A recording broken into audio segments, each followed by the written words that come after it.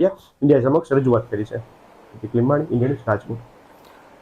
તો વીજ ચેકિંગ કરવા ગયેલા ટીમ પર હુમલાની ઘટના સામે આવી છે. જૂનાગઢના માળિયા આટેનાના ગાંગેચા ગામનો આ બનાવ છે, જેમાં વીજ ચેકિંગ ડ્રાઈવ સમયે જીપના ડ્રાઈવર પર હુમલો કરવામાં આવ્યો હતો. એક રહેણાંક મકાનમાં વીજ ચેકિંગ હાથ ધરવામાં આવ્યું હતું. 2 વીજ કંપનીના અધિકારી તેમજ એક પીએસઆઈની રૂબરૂમાં ચેકિંગ હાથ ધરવામાં આવ્યું હતું. વીજ કંપનીની ટીમ જેતપુરની હોવાથી પ્રાથમિક માહિતી રહેણાંકના મકાનની બહાર જીપના ડ્રાઈવર ઉભા હતા, ત્યારે 3 અજાણ્યા ઇસમો બાઇક પર આવ્યા હતા અને તમે ચેકિંગ કરવા કેમ આવ્યા છો તેમ કહીને તીક્ષ્ણ હથિયારોથી હુમલો કરીને નાસી છૂટ્યા હતા. ઇજાગ્રસ્ત ડ્રાઈવરને સારવાર માટે કેશોદ સરકારી હોસ્પિટલમાં ખસેડવામાં આવ્યો હતો અને પોલીસે વધુ તપાસ હાથ ધરી છે.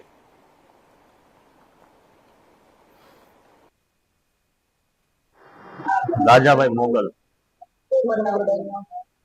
આજ રોજ સવારે અમે વીજ ચેકિંગ ડ્રાઈવ હતી, ત્યારે અમે કેશોદ તાલુકાના ગાંગેચા ગામે ગયેલા.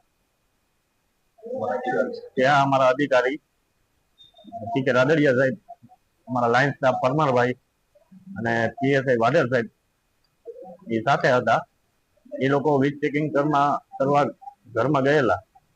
તે દરમિયાન હું બહાર ગાડી પાસે ઉભો હતો અને 3 અજાણ્યા શખ્સો આવ્યા અને મને કહે કે કેમ અમારા ગામમાં ચેકિંગ કરવા આવ્યા, અમારા ગામમાં નહીં આવવાનું ચેકિંગ કરવા, એમ કરીને મારી યારે ઝપાઝપી કરી. પછી તીક્ષ્ણ હથિયાર વડે હુમલો કર્યો અને મને માથામાંથી બહુ બ્લડ નીકળવા માંડ્યું. પછી હું બેભાન થઈ ગયો હતો. ત્યાં એ લોકો ભાગી ગયા અને હાલ અત્યારે કેશોદ સિવિલ હોસ્પિટલમાં. અને તે બાઇક લઈને આવ્યા હતા, એની નંબર પ્લેટ હતી નહીં, નંબર પ્લેટ હતી જ નહીં એમાં. રાજકોટ શહેરના એ ડિવિઝન પોલીસ